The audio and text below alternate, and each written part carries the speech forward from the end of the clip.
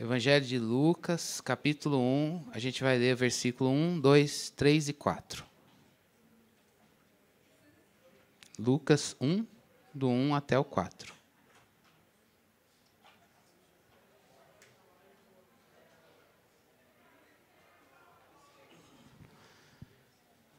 Todos acharam?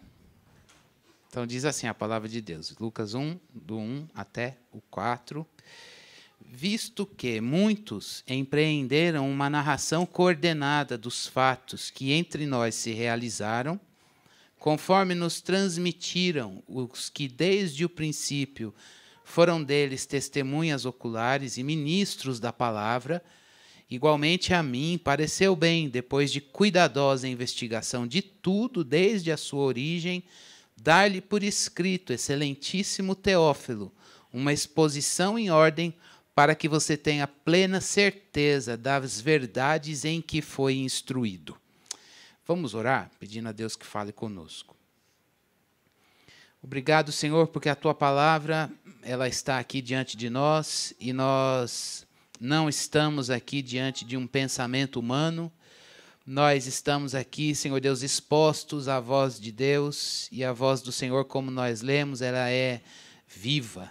É uma palavra viva e eficaz para a nossa condição. Mais uma vez pedimos, Deus, fala conosco. Pedimos, ó Deus, educa a nossa escuta. Educa a nossa escuta da Tua voz. Precisamos do Senhor para Te compreender. E pedimos, ó Deus, que a palavra ela penetre a mente e caia ao nosso coração. Ela gere vida de Jesus em nós. Que nós possamos ser encontrados por Ti. Lemos a Tua palavra, pedimos que ela leia a nossa vida. Que ela seja o espelho para a nossa real condição. E assim o Senhor nos encontre no ponto em que estamos e que o Senhor, ó Deus, realize em nós aquilo que precisamos de Ti. Nos submetemos ao Senhor. Não deixe, Deus, que nada nos roube neste momento. Não deixe, Senhor Deus, que as nossas emoções fiquem desgovernadas. Não deixe, Senhor Deus, que as preocupações, o amanhã, arrebate, Senhor Deus, a gente de escutar a Tua voz. Não deixe, Senhor Deus, que alguma outra coisa, diga outra natureza, inclusive espiritual, Senhor Deus, nos ataque, Senhor Deus, de maneira que nós sejamos, Senhor Deus, estejamos aqui, Senhor Deus, e sejamos alcançados pela Tua graça, na meditação da Tua palavra. Oramos em nome de Jesus. Amém. Irmãos, nós começamos este ano e vamos meditar ao longo deste ano no Evangelho de Lucas, sob o tema Cristo em nós. Eu sei que esse tema sai de Colossenses capítulo 1, já foi objeto da nossa meditação em outros momentos, inclusive na semana passada pelo André, mas a gente entende que é uma agenda do Senhor para a nossa vida. E quando a gente pensa Cristo em nós, talvez você diga assim, mas por que a gente foi para o Evangelho de Lucas se o tema está lá em Colossenses? Então a gente precisa pensar que para Cristo estar em você, você precisa conhecer Cristo. Você precisa saber quem Ele é, o que Ele tem e o que Ele faz. E nada melhor do que a gente meditar num dos evangelhos, poderia ser Mateus, Marcos ou Lucas, Mateus, Marcos ou o Evangelho de João, cada um deles fala da vida de Jesus com uma determinada ênfase, mas por que o Evangelho de Lucas? Porque o Evangelho de Lucas ele nos mostra que Jesus, o nosso Redentor, Ele é plenamente Deus, mas Lucas também mostra a humanidade perfeita de Jesus. E quando a gente vê essa humanidade perfeita de Jesus Cristo, a gente olha e diz, puxa, é assim que eu gostaria de ser. É dessa maneira, a gente pode desejar, que eu gostaria de viver. E quando a gente vê também no Evangelho de Lucas a vida de Jesus, ele nos mostra que o Espírito Santo não só mostra Jesus como um ser lá longe, distante, uma vida perfeita, o ser humano ideal, que a gente olha e diz, eu gostaria de ser assim, mas eu estou tão longe. E aí a gente vê que no Evangelho de Lucas, o Espírito Santo de Deus traz essa vida perfeita para nós. O Senhor vem a nós, ele nos alcança no ponto onde a gente está, e ele, ao longo da nossa vida cristã, ele vai formando esse Jesus que a gente está vendo, viu e veremos no Evangelho de Lucas, na sua vida. Então é Cristo em você. Que Cristo? O da palavra. Que a gente vai meditar ao longo deste ano no Evangelho de Lucas. E nesta manhã, nesses primeiros versículos, a gente precisa entender algumas coisas que o Evangelho ele sinaliza para nós. O tema da nossa meditação nesses 4 primeiros versículos, ele é o Evangelho de Cristo Jesus é uma mensagem da história da salvação. O que é essa mensagem da história da salvação? A gente vai meditar ao longo deste tempo que aqui temos em alguns aspectos da mensagem da história da salvação para a nossa vida. Mas, de início, eu queria que você prestasse atenção e se atentasse a alguns aspectos que Lucas tem como objetivo quando ele escreveu o seu evangelho, para apresentar esse Jesus humano impecável mesmo, sem pecado. Esse Jesus que não tem a semente do pecado, que você tem, que eu tenho, e de onde o Senhor nos livrou com a obra redentora. Esse Jesus santo, perfeito, que o Espírito de Deus quer colocar em você, que a gente precisa conhecer objetivamente na meditação da palavra de Deus. Lucas, quando escreveu esse evangelho, ele tinha em mente que a fé cristã, a mensagem da salvação, ela está enraizada em fatos históricos. Então, Jesus nasceu no ano tal, quando fulano estava no governo, lá na região, lá em Belém, viveu em Nazaré e desenvolveu seu ministério na Galileia. E morreu em Jerusalém. São fatos históricos. Você precisa conhecer esses fatos. Lucas tem esse objetivo. Escreveu sobre a vida de Jesus e quer pontuar. Nasceu em Belém. E o nascimento dele foi assim. Viveu em Nazaré. E teve um episódio lá em Nazaré, já na vida adulta. Desenvolveu seu ministério lá na Galileia. Vinha para Jerusalém, já como um bom judeu, para cumprir algum calendário da vida religiosa. Então, ele vai mostrar fatos da vida de Jesus. Importante, e o que isso tem a ver comigo, Cristo? Tem tudo a ver. Conheça esses fatos da vida de Jesus. É Cristo em você. Como que Jesus vai vir para a sua vida? O Espírito de Deus vai usar a palavra. E o que tem no Evangelho de Lucas sobre a vida de Jesus? Fatos históricos da vida dele. Conheça. Mas eu queria que eu estivesse em casa orando e um trique-trique acontecesse lá. E pode acontecer e vai acontecer, mas não sem a palavra. Irmãos, precisa conhecer os fatos da vida de Jesus. Mas só isso? Então é aula de história? Eu sempre fui das exatas e detesto as humanidades. Fica tranquilo, meu irmão. Onde é que o Espírito de Deus precisa fisgar o teu coração para você conhecer objetivamente Jesus no Evangelho de Lucas e em outros textos? Mas o objeto de nosso estudo aqui, e meditação e pregação, é o Evangelho de Lucas. Lucas não vai mostrar só que Jesus, os fatos históricos da vida de Jesus, como uma coisa que aconteceu no passado. O que tem que atrair o nosso coração é que todos esses fatos históricos que aconteceram na vida de Jesus, eles são atos de Deus. Aí o coração teme. Então eu quero conhecer esses fatos que o Evangelho de Lucas me mostra. São fatos que aconteceram no tempo e no espaço, mas, sobretudo, são atos divinos. E isso exige de nós reverência. Exige de nós uma inclinação da mente. São atos divinos. São atos de Deus na história. E como um ato divino, olhar a vida de Jesus no Evangelho de Lucas, você pode entender, e a gente deve entender, que a história de Jesus mostra Deus interagindo, vindo a nós, fazendo intervenções graciosas para vir a nós, para que a vida de Jesus esteja em você. Isso foi com o povo dele lá no passado e tem sido ao longo da história e não é diferente com a gente aqui hoje, agora. Então, meus irmãos, conheça os fatos da vida de Jesus. São atos divinos em que Deus interage com o seu povo para colocar Jesus em você. Tudo isso pela palavra. Mas também Lucas está preocupado não no sentido emocional, mas é o objetivo da escrita dele e inspirado pelo Espírito Santo de Deus. O Espírito de Deus colocou isso, esse projeto na escrita nele. Isso nos dá um senso de reverência. Ele quer mostrar, olha, Deus não quer salvar só você, Cristo em mim. A salvação que a gente vai ver no Evangelho de Lucas como um ato divino na história de Jesus é salvação para todos os povos.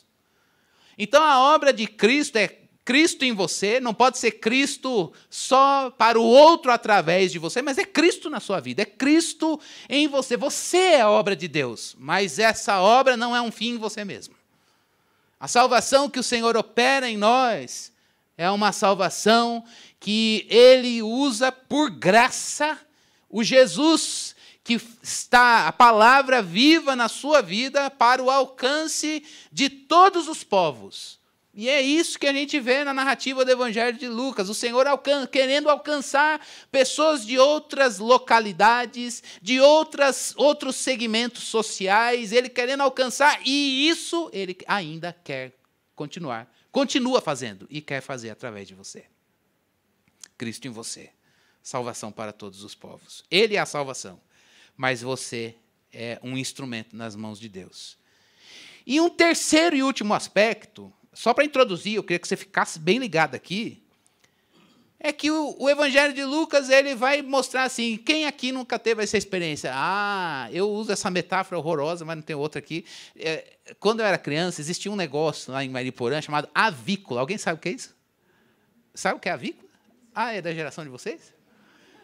Que é geração Y, não sabe o que é avícola. Avícola era o lugar, era o mercado que vendia as coisas do frango. Então, ovo, frango, cru e assado, você ia na avícola comprar. Então, meu pai sempre falava, domingo era dia de macarrão com frango, ele falava, filho, sai da igreja, da escola bíblica, passa na avícola, pega o frango assado e traz para a gente almoçar, que sua mãe já fez o macarrão. Então, quando você ia chegando perto, no domingo, da avícola, tem aquela maquininha que vai assando frango, que ele fica rodando e tal. Então, aquilo tinha um cheiro maravilhoso. E era engraçado que, às vezes, tinha um cachorro que ficava na frente da avícola olhando o frango. E a gente comprava e tinha os cachorros vira-lata que ficavam na rua e o mundo tinha uma outra percepção de pet. E eles ficavam lá, era o cachorrinho da rua e, às vezes, eles comiam a sobra do que tinha da avícola, né? E eu achava engraçado que eu incorporei essa metáfora para muita coisa. Eu falava, eu sou o frango que está na frente, o cachorro que está na frente da avícola, olhando o frango assado com aquele cheirinho bom, mas que nunca vai provar. Às vezes, a gente olha para a vida de Jesus nos evangelhos, a gente diz, Deus, eu olho, eu fico maravilhado, eu sinto, desejo, mas entre o real e o ideal, esse ideal se tornar real para mim, tem um gap, pode ser pequenininho, mas às vezes grande. E Lucas, ele, para não deixar essa ponta solta, ele diz, espera aí, você vai ver Jesus no que eu estou escrevendo. Mas, junto com isso, eu vou falar do Espírito Santo. E o Espírito Santo é aquele que tem a responsabilidade de trazer o ideal para o real. De trazer Jesus para a sua vida. Então, abra-se para isso. Conforme a gente vai meditando na palavra de Deus, no Evangelho de Lucas, e vai vendo Jesus no texto, o evangelista Lucas, usado por Deus, ele vai mostrar, espera aí, não é para você só ficar olhando, dizer, nunca vai ser real, eu sempre vou tocar aqui, seguir a minha vida e olhando lá. O Espírito Santo é aquele que vai trazendo essa realidade divina, plena, santa, para a sua realidade presente. Sonhe, busque isso, creia nisso. Como que a gente faz para que o ideal, Jesus, esteja em mim? Busque a Deus, busque o Espírito Santo, como Jesus fez, e a gente vai ver no Evangelho de Lucas. Por isso, irmãos, à luz dessas considerações, fatos históricos, mas são atos divinos. Deus intervém. Esses atos divinos é para trazer salvação para você, para nós, e essa salvação é para o alcance de todos os povos. Lembre-se que o Espírito de Deus vai fazer você ver Jesus no texto, mas ele também vai trazer Jesus para a vida. O Jesus da palavra posto aí na sua vida. Abra-se para isso. À luz dessas considerações, nesses 4 primeiros versículos, a gente vai pensar, sabendo que a história não é uma ocorrência casual, é o cumprimento do plano de Deus. E aí, eu gostaria de começar esse sermão perguntando para você, o que você, o que nós temos feito com a mensagem da história da salvação? Vou perguntar de novo. O que você, o que nós temos feito com a mensagem da história da salvação? Essa mensagem ainda impacta a sua vida? Se sim, de que maneira? Se não, por quê? Na meditação de hoje, irmãos, o tema é Evangelho, mensagem da história da salvação.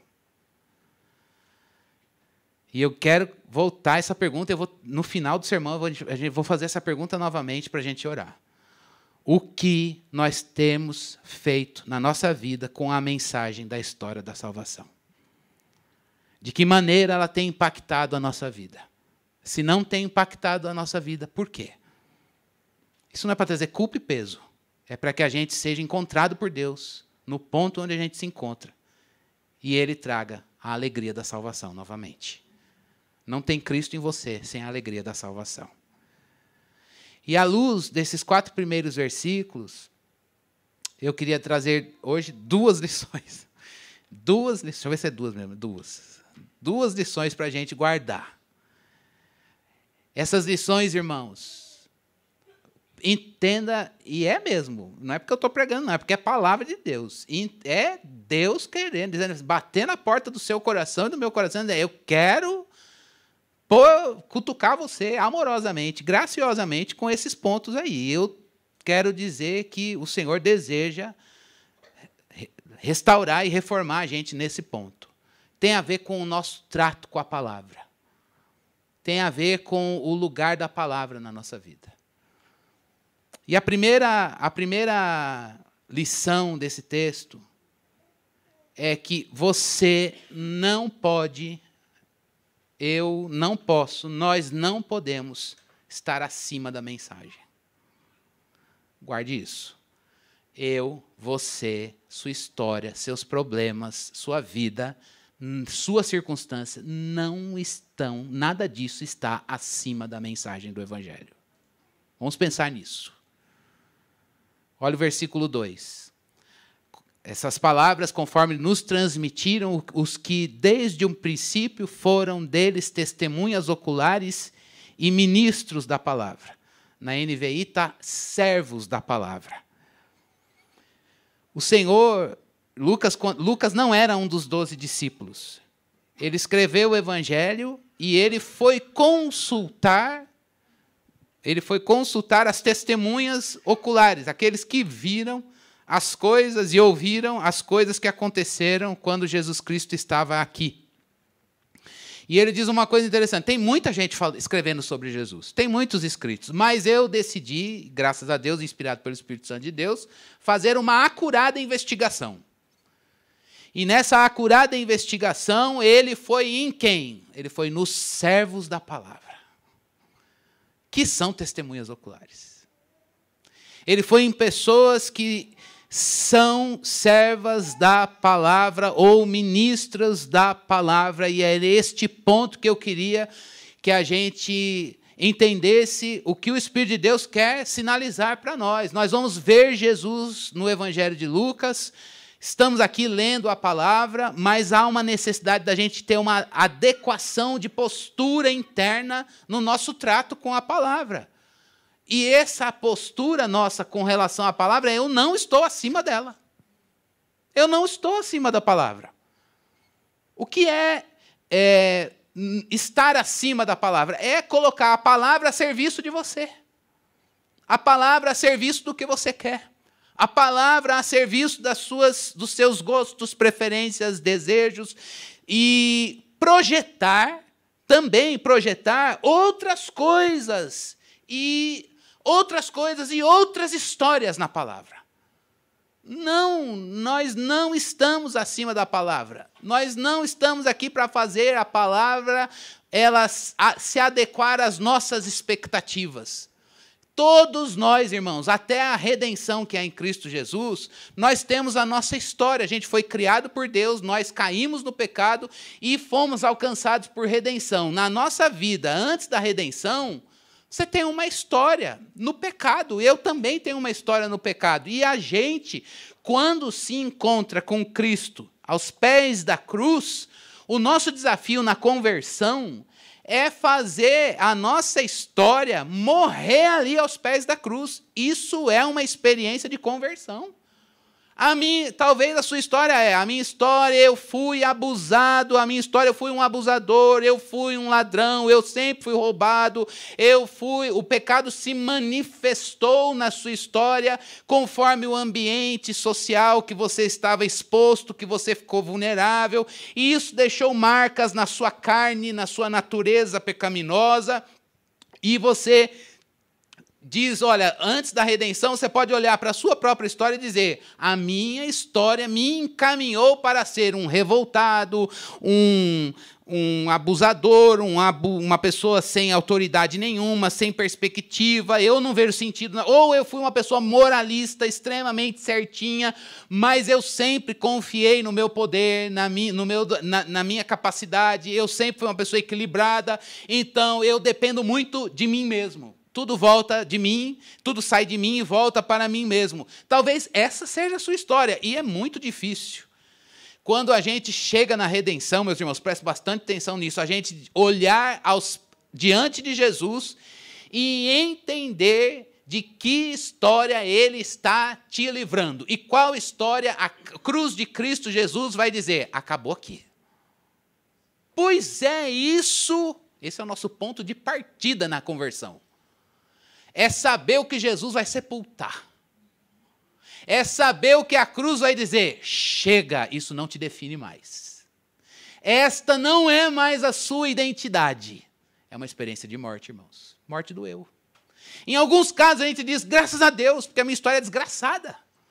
Em outros a gente diz, puxa, que humilhação. Eu sempre fui um cara redondo, tudo certinho. Quer dizer que agora não é sobre mim? Não. Em alguns casos, a sua história será marcada sobre os outros.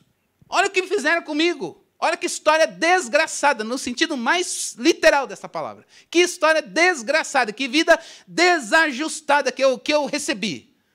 Mas houve um momento em que Jesus atravessou o seu tempo, invadiu o seu espaço e disse, chega, agora essa história não prega mais. Não é mais a sua história. Entrou o quê? Redenção. E quando a gente vê a redenção invadir a nossa história, a gente é alcançado por aquilo que a gente chama na teologia bíblica, de grande história, grande narrativa.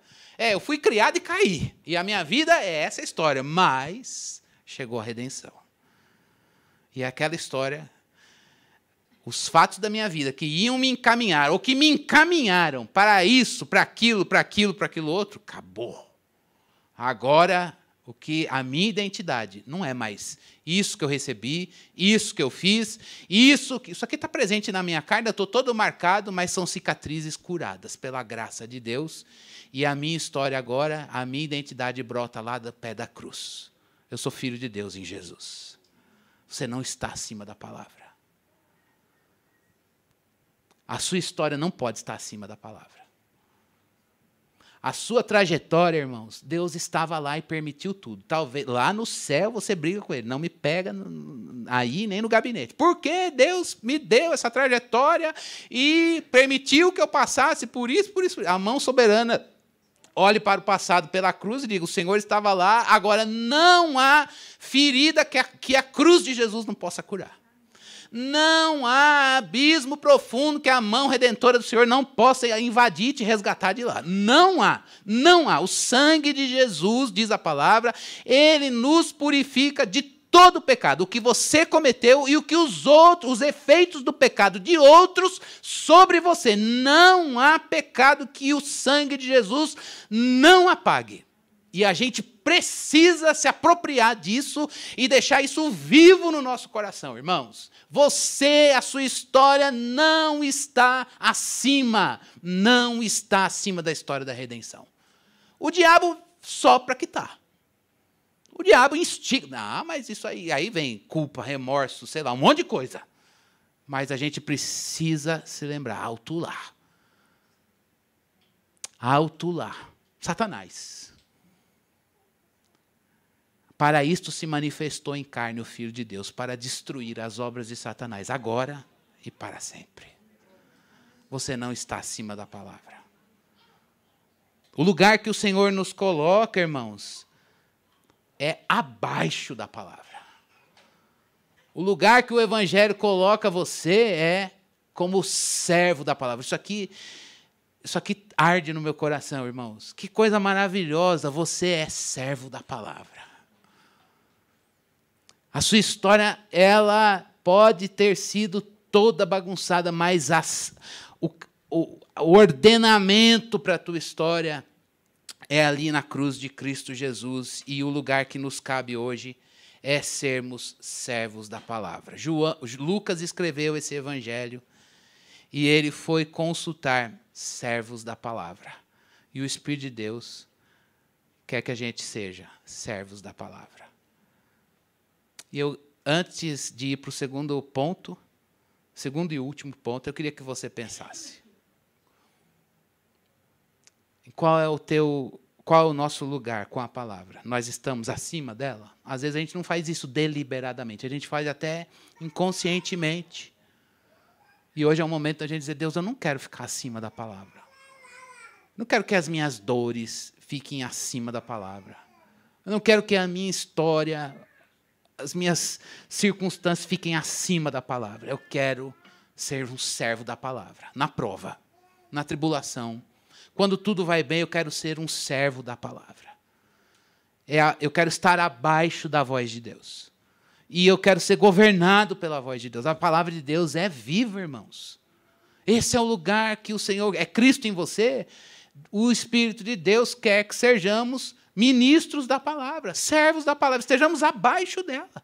E a gente tem a experiência, isso é uma experiência de fazer morrer algumas coisas. Não sei o quê. E eu oro para que o Espírito de Deus deixe isso claro para você e para mim. Isso o Evangelho quer fazer morrer. Essa narrativa que concorre com a narrativa da Bíblia vai se calar. E o Evangelho vai silenciar essa narrativa. Entenderam isso? Não dá para a gente conjugar, irmãos. Eu sei da história de Jesus, mas eu carrego a minha bagagem aqui. Não, o Evangelho vai dizer, lance esse fardo. Despoje-se de você. Servo da palavra é aquele que diz, eu poderia ser... A gente vê isso, né? Eu poderia estar roubando, eu poderia estar isso, eu poderia estar aquilo, mas eu estou aqui. Você está aqui rendido aos pés da cruz. Despoje-se de você, é Cristo em você, o tema deste ano. Irmãos, Deus vai te dar essa experiência, você vai se despojar de você. E você vai ver o Evangelho levar para longe coisas que você não consegue arrancar de você mesmo. E isso é graça de Deus. Não é o teu esforço, é o poder do Espírito de Deus usando a palavra objetivamente e gerando Jesus aí. É a liberdade. Se o Filho te libertar, verdadeiramente você será livre. Liberdade da gente mesmo, da nossa história. Ela acontece, ela fica na memória. Mas é aquilo que um autor, que eu esqueci o nome, me perdoe, mas estou dando crédito que não é meu, ele diz que a gente prova a redenção da memória. Ele usa isso na experiência de José, que os irmãos, a história de José é o quê? A história... vendido pelos irmãos, acusado injustamente, depois esquecido na prisão, ele é usado por Deus lá, os caras prosperam e ele fica lá. E aí, quando ele chega ao final da vida e vê toda aquela bênção de Deus na vida dele, ele olha para os irmãos, não com um olhar de vingança, e diz, não foram vocês que me trouxeram para cá, foi o Senhor, que estava agindo, inclusive apesar do pecado de vocês, ele estava agindo. Ele olhou para as experiências do passado, com memória, mas na perspectiva da redenção. É isso, irmãos. Estar abaixo da palavra, ser servo da palavra e dizer, eu vou falar da minha história, para mim mesmo, diante de Deus. Teve isso, fiz isso, sofri aquilo, fizeram, eu reagi, fiquei passivo, não fiz, me omiti. Não sei, pense aí. Coisas aconteceram e são fatos que me causam dores. Mas eu quero olhar para cada um dos fatos que aconteceram na história da minha vida como um servo da palavra, com redenção da memória. E dizer, o Senhor usou tudo isso para glorificar o Filho dele na minha vida. Essa é a minha história hoje. Irmão, a gente vai buscar isso. E o Senhor vai fazer isso. Isso é avivamento com a palavra. Olha, se lascaram, nos lascamos. Podia ser o tema, sei lá, é Cristo em você, pois o Espírito de Deus vai levar a gente a se despojar da gente mesmo. Segundo efeito ou lição, né, da palavra na nossa vida. Preste bastante atenção, versículo 4. Para que você tenha plena certeza das verdades em que foi instruído. Eu quero chupinhar esse versículo e colocar aqui como segunda divisão do sermão. Tenha plena certeza da verdade na qual você foi instruído. Você não está acima da palavra, você é servo da palavra. E, segunda coisa, na tua postura com a palavra, busque plena certeza da verdade na qual você foi instruído. O que eu tenho que fazer? Buscar plena certeza da verdade na qual você foi instruído. Isso se desdobra em algumas coisas. Eu quero que você leia comigo, irmãos, 1 Timóteo capítulo 4, versículo 1 e versículo 2. Primeira carta de Paulo para Timóteo, capítulo 4, versículo 1 e versículo 2.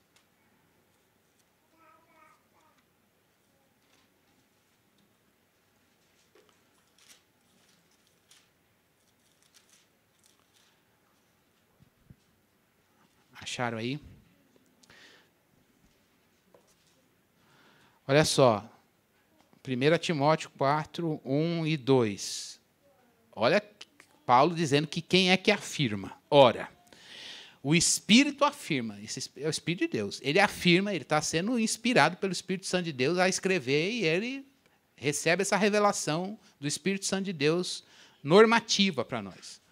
O Espírito afirma expressamente que nos últimos tempos alguns apostatarão da fé por obedecerem, olha só a seriedade disso, a espíritos enganadores e a ensino de demônios, pela hipocrisia dos que falam mentiras e têm a consciência cauterizada. Porque eu estou lendo esse texto para dizer que a verdade na qual você foi instruído, ela recebe ataques. A palavra de Deus está dizendo isso. Que nos últimos dias, pessoas vão ser usadas pelo maligno para trazer ensino de demônios. E pela hipocrisia dos que falam mentiras, ensino mentiroso, e pessoas que têm uma consciência cauterizada, morreu, não tem percepção e sensibilidade para a santidade de Deus. A verdade na qual você foi instruído, está sendo instruído, recebe ataques. E você e eu, a gente precisa vigiar sobre isso. E pensar, será que eu estou sendo instruído na verdade na qual eu fui instruído? Por quê? Porque ela recebe ataques. Olha só o que um autor chamado Hendrickson diz. A igreja que negligencia a instrução catequética, isso aqui é discipulado, é isso aqui, ó, lectio contínua que a gente faz semana após semana com a palavra. A igreja não é igreja, é organização. A igreja é povo. A igreja, a pessoa que negligencia a instrução catequética, ela é responsável quando ela vê as suas forças se esvaírem. Em que sentido as forças podem se esvair? Em que aspecto? Não é no sentido de você demonstrar limitação e poder chorar as suas limitações aos pés do Senhor. Não é isso. Mas o que ele quer dizer é quando você recebeu o ataque do que Paulo está dizendo para Timóteo, e você se vê sem defesa, porque abandonou a instrução da verdade. Irmãos, a gente não pode abandonar a instrução na verdade. A palavra de Deus, o evangelho de Deus na sua vida vai receber ataques do maligno. E Deus não vai livrar você desses ataques. E a gente precisa ter plena certeza da verdade na qual nós somos instruídos. Aquele que está abaixo da palavra, aquele que é servo da palavra, aquele que se coloca abaixo da palavra, ele guarda a palavra para não cair no erro. Ele coloca a palavra, o que é guardar essa palavra para não cair no erro? Como é que a gente pode ter plena certeza da verdade da qual nós somos instruídos? A gente precisa colocar a palavra no intelecto, permitir que a palavra governe o nosso intelecto, as nossas emoções e a nossa vontade. Como é que a palavra vai governar o seu intelecto? Quando você busca o conhecimento de Deus. Ah, mas eu detesto estudar. Pode ser um problema de formação, tudo bem. Mas você vai buscar, a gente precisa buscar experiência pessoal com Deus pelo conhecimento objetivo da palavra de Deus. Não tem jeito, irmãos. Como é que a palavra nas nossas emoções? Busque, à luz do conhecimento bíblico, experiências com o amor de Deus revelado em Cristo Jesus. Essa é uma coisa que talvez a gente... não pode segmentar. Eu sou do conhecimento, mas as emoções elas vão seguir. Não. Emoções servas da palavra. Emoções governadas pelo amor de Deus revelado em Cristo Jesus. Isso traz experiência pessoal com o amor de Deus revelado em Cristo Jesus. Você precisa se ver amado por Deus no Filho. E a gente precisa buscar isso. Deus, eu preciso provar teu amor. O amor de Deus é derramado pelo Espírito. Romanos capítulo 5, no nosso coração. Você precisa provar constantemente na vida cristã. Eu preciso disso. E é junto com o conhecimento da palavra de Deus. E a palavra de Deus trabalhando, inclinando a nossa vontade para a obediência. Deus, eu sei a palavra, mas não obedeço. Eu sei a palavra, mas eu me sigo. Eu sei a palavra, mas eu sou um seguidor de mim mesmo. Não. É um pacote, irmãos. Tenha plena certeza da verdade na qual você foi instruído. Busque o conhecimento de Deus. Põe a palavra no intelecto. Busque a palavra nas suas emoções. Banhe-se com o Espírito de Deus, no amor de Deus revelado em Cristo Jesus. Não tenha uma vontade dura, uma dura cerviz, mas que você prove o Evangelho inclinando você para a obediência. Você para a obediência. Isso é busca por experiência pessoal com a palavra. Então, duas coisas para fechar e a gente orar. Na história da salvação, que a gente vê Deus, o Espírito de Deus usar Lucas para escrever, a gente percebe claramente que o Senhor quer, por meio desses atos históricos, trazer atos divinos, trazendo Jesus em nós. A obra de Deus alcança quem Ele quiser. E essa obra de Deus é executada pelo Espírito Santo, conforme a palavra aponta. Mas, meus irmãos, como está o nosso relacionamento com essa história de salvação? Uma maneira de você investigar isso é o nosso trato com a palavra. Você está acima da palavra? Eu tenho estado acima da palavra? Nas nossas decisões? Ou a gente, de fato, o Espírito de Deus pode olhar e dizer, aqui está uma igreja, aqui está um Cris, que tem procurado ser servo da palavra. Há momentos, irmãos, que a gente precisa chegar diante de Deus e dizer, eu vim depositar esse fardo aos pés da cruz. Hoje é um dia que a gente pode pensar nisso, como servo da palavra. Que fardos da sua história o Evangelho está dizendo, para de carregar. Jesus mesmo disse, aprendam de mim, porque eu sou manso e humilde de coração. Em mim, nele, nós encontramos descanso para as nossas almas. Paremos de carregar fardos que o Senhor não, da nossa história, que o Senhor não quer, não trouxe, e que a gente precisa, por um ato de fé, na obra redentora de Cristo Jesus, dizer, essa não é mais a minha história. Eu quero carregar, depositar isso aos pés da cruz. Hoje é o dia da gente fazer isso, se é o teu caso. Mas também, talvez você esteja assim, a minha vida cristã, empacou. Eu parei de crescer na verdade na qual eu fui instruído. Irmãos, até o nosso último suspiro há mais de Deus para a gente conhecer na palavra. E a gente precisa permitir que o Espírito de Deus fomente fome. Não sei se a palavra está certa. Ele gere fome. Eu achei que ia ficar bonitinho, fomento, mas não é. Ele gere fome por ele no nosso coração. É obra dele. A nossa carne não quer as coisas de Deus, não. Mas o Senhor sabe nos tornar vulneráveis a Ele. E Ele pode fazer isso, e Ele faz isso. Busque o conhecimento de Deus no seu intelecto. Mas entenda que as suas emoções precisam ser banhadas na palavra.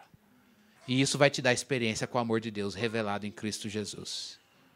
Você não vai precisar procurar o amor de Deus em outras coisas. Eu também não vou precisar procurar alento e consolo em outras coisas. Deus usa os irmãos, mas o irmão não é Deus. Deus usa bênçãos circunstanciais, mas elas não são Deus. A gente encontra consolo no altar, na presença de Deus. E nós vamos crescendo na verdade no qual nós somos alcançados pelo Senhor. A gente vai ver o Evangelho no poder do Espírito dobrar e a gente dizer, eu estou conseguindo obedecer. O Senhor me leva à obediência. Uma obediência pelo poder gracioso do Senhor. Não é a força do teu temperamento dentro da tua personalidade, é o agir do Espírito em você. A gente precisa buscar isso, irmãos. Eu novamente termino perguntando, o que nós temos feito com a mensagem histórica da salvação? Ela é viva. Ela é viva. E eu gostaria que a gente começasse neste tema, neste ano, permitindo que o Senhor renovasse a nossa expectativa de culto, a nossa postura cultica. E a gente pudesse se lembrar que você poderia hoje estar descansando em casa. Você poderia estar lá. Se você é daquele que dorme até às 11, você ainda consegue. Se essa é a sua dinâmica corporal, eu queria te dizer que é verdade. Deus nos criou para dormir mesmo. Mas para dormir como parte da nossa vida ativa. Mas, meus irmãos, longe do Senhor você não tem descanso, não. O culto é você dizer, eu vou cultuar porque eu preciso do descanso na presença de Deus. Irmãos, eu queria que a gente pedisse isso. Deus, eu quero que isso esteja na minha vida. Reforma o culto do Senhor na minha vida como lugar de descanso.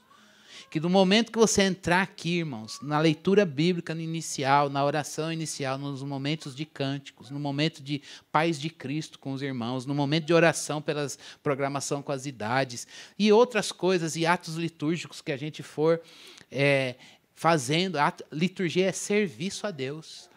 Que em todos esses atos de serviço a Deus, o seu coração esteja ali. Deus, eu me alegro de estar na tua presença com o teu povo. Há um momento do quarto em casa, mas há um momento do ajuntamento em que a gente vê Cristo partilhado por meio da dinâmica do corpo. E isso, irmãos, para a gente que vive numa loucura nessa cidade que engole a gente, é um desafio, mas eu quero entender que você e eu, nós vamos olhar, a gente não está aqui para cuidar de Deus. Você olha, quem é da diaconia, das coisas, da comunicação, de tudo que precisa para isso aqui acontecer, a gente não precisa cuidar de Deus, não. Ixi, Deus é que cuida da gente. A gente é que tem o privilégio de fazer parte das coisas dele. Então, meu irmão, não saia daqui vazio. Não, eu vim de igreja simples, né? E o pessoal tinha um jargão que me irritava um pouco, mas hoje eu falo, Deus, eu pequei na adolescência, porque a adolescente é meio revoltada. As irmãs me irritavam, elas falavam, eu vou na igreja buscar a minha bênção. Eu falei, esse povo só vem aqui para buscar a bênção, e aquilo me irritava. Eu falei, a gente vem aqui para ouvir Deus, a gente vem aqui e, de fato, buscar a bênção é buscar Deus. Deus, está tudo estourado na minha vida, ou está tudo bem, mas eu preciso de Ti. Preciso do Senhor. Eu quero crescer, na verdade, na qual eu fui instruído. É esse o lugar. E eu quero dizer para você, abra-se para isso, irmão. Busca isso aí. Ajusta isso na tua vida aí. Não. Olha, longe de Deus não tenho descanso. Há um momento de férias, há um momento da gente planejar a vida e tudo bem, e precisa mesmo. Mas o descanso para a sua alma é no Senhor.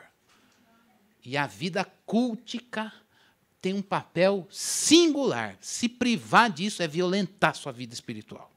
É violência com a vida espiritual, com a obra de Cristo na sua vida. Portanto, meus irmãos, se você não é, por motivo de força maior,